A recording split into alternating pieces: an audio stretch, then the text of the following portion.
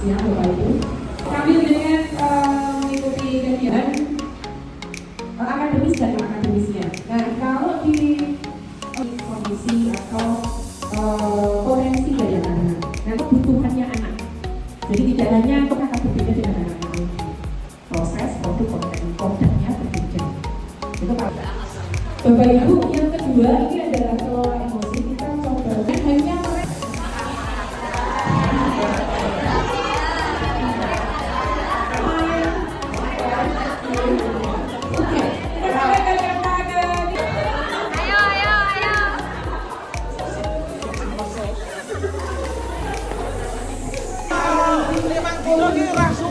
cerita mau raiso.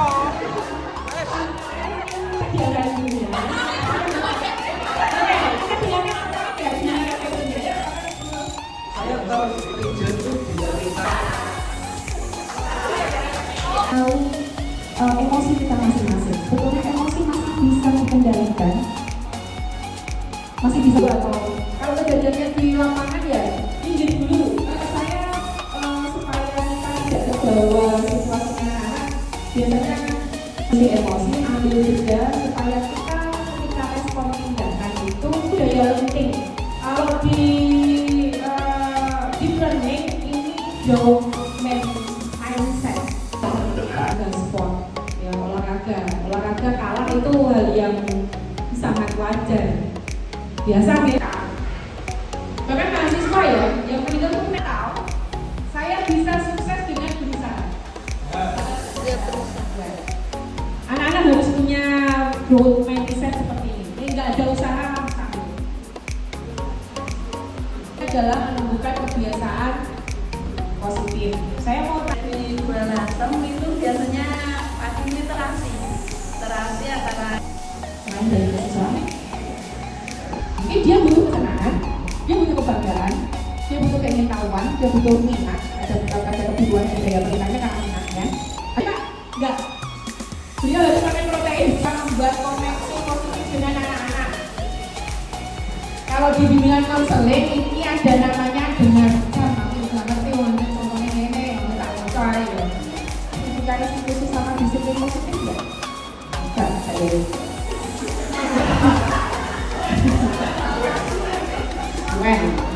Ya, ada namanya segitiga restitusi. Yang pertama itu mengatakan oleh karena itu orang tuanya anak-anak yang tadi ke kafe besok sudah sekolah. Kita diskusi sama orang tua supaya orang tua terlibat kemitraan kan itu kerjasama, terlibat untuk mendidik anak. Ada identifikasi, diskusi, konferensi kasus, kemudian ada tujuan strategi. Untuk kamu duduk, kamu ngomong nggak bilang dulu. Kapasitasnya turun soalnya. Jadi harusnya gimana Bu, seimbang antara ancaman, kerentanan dan kapasitas. Oke, itu bisa jadi apa ya, peningkatan kapasitas kita. Di sistem, saya akan menjelaskan faktor ini di buat belakang. Oke, kita pikiran. Ya, ada research, itu sumber daya, bahan, kapasitas, kemampuan, daya yang dari bocah posisi kami itu ya mau mengetahui daya belajar atau tingkat pemahaman anak-anak dengan boleh menerapkan jurus di belajar. Misalnya yang pertama ini saya ambil di jurus 1 mengenali potensi ini karena alasannya karena yang pertama karena dengan tugas kurikuler seperti SMP ini sebetulnya adalah tempat atau lahannya anak-anak untuk menemukan dirinya. Saya punya potensi di proyek lain bisa bangun ini dan macam-macam karena anggaran bosnya tidak dipakai untuk kegiatan umum. Padahal menurut saya ketika anak-anak itu kompetisi mau ngajar sama anak tapi tidak biasa. Jangan sampai anak-anak salah memilih tidak sesuai sama potensinya. Biasanya saya nanya ke Pak Bumi atau Pak Agung menemukan potensi itu gimana? Ketika SMP ada yang ketika SMA. Nah, oleh karena itu saya pakai ini ya tentang potensi. Untuk perencanaannya seperti ini Bapak Ibu, karena saya tidak punya jam pelajaran TK, saya tidak punya kelas. Saya coba nanti dengan tim kreatif karena memang harus di beberapa menit gitu ya. Terus kemudian ada kemudian Bapak Ibu ini Yang pertama ini anak diajak untuk aktivitas terlebih dahulu. Kalau saya, kalau koreksi, anak saya ajak aktivitas untuk mengetahui gaya belajarnya pakai aku pintar dan lain-lain. Nanti dia kalau mau pakai implementasinya ke kelas, pakai di aktivitas dan lain-lain. Ya. Nanti akan ada beberapa istilah. Nanti di belakang ada komponennya, ada simulannya, dengan akan masuk ke gaya belajar apa ini. Saya seperti itu. Karena teman-teman tidak tahu bukan yang lain saya langsung bilang. Refleksi itu belum dilakukan refleksi. Refleksi itu adalah untuk menanyakan ulang, menanyakan kembali pemahamannya anak. Jadi ketika mereka melakukan aktivitas, misalnya aktivitasnya kalau kemarin yang saya lihat itu Pak Doni itu apa ya pasti nggak ya? Pak Doni kan memberikan hari kan makan misalnya.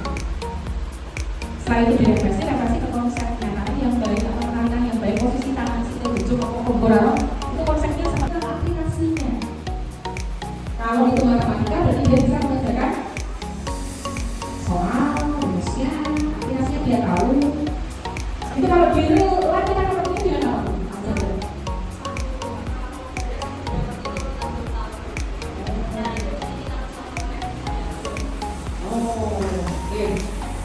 Nah, menggunakan contoh yang prinsipnya dari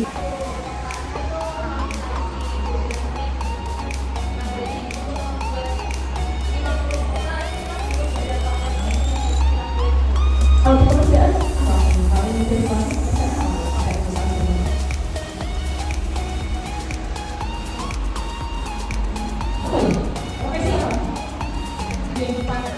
itu akan lebih jauh dan bisa diterima oleh anak-anak. Yes.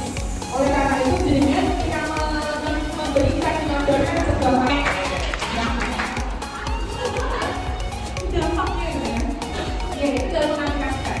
Kita kan bingung dengan apa ya apa karena memang kita kan belum pernah terbawa konsep real gitu.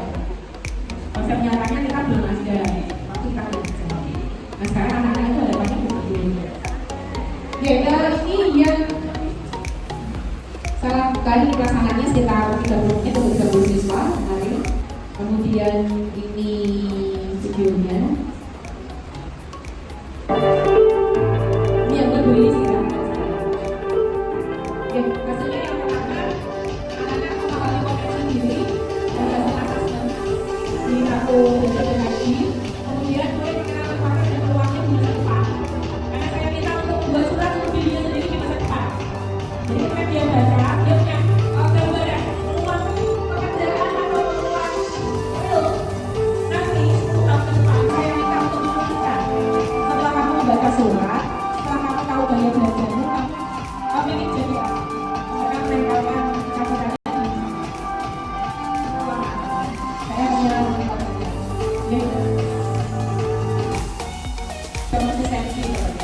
Ini saya anggap penting untuk saya implementasikan karena memang saya menemui fenomena anak yang kurang bisa mengatur waktunya sendiri. Waktu itu waktu bermain farel itu kalau tidur jam 3 bisa menunjukkan video rel kira-kira kalau ini kamu teruskan sampai kira-kira 5 tahun ke depan, 3 tahun lah nggak usah sih, 3 tahun ke depan ini yang akan terjadi di dalam tubuhmu dari mulai jantung, hati, ini gambar, jam 7 malam sampai jam 3 pagi. Otaknya sudah benar-benar begitu. Nah ini perlu kita ngobrol sama anak-anak. Ngobrol caranya bapak dan ibu anak kita ini. Kita tentukan supaya levelnya berubah. Ketika level itu berubah, saya minta anak-anak untuk merefleksikan. Kalau waktu iramanya saya ubah dari pelan ke sedang ke cepat, apa yang akan rasakan? Ini refleksi juga loh. Ketika ada perubahan itu apa yang akan rasakan? Ketika kamu tertinggal oleh teman-teman yang lain yang sudah contohnya sudah bisa konsisten, kamu tidak apa yang kamu lakukan. Ini anak-anak kita ajak untuk merefleksi. Kemudian di konsepnya secara teori tadi sudah saya sampaikan di awal. Ini prosesnya.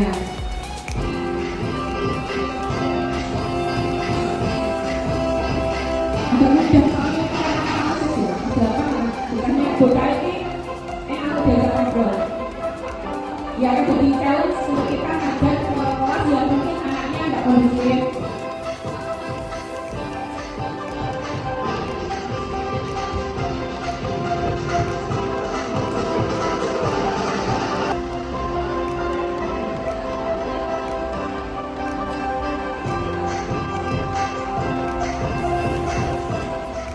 Mulai 7 jurus kita hebat, kemudian yang terakhir adalah praktik balik.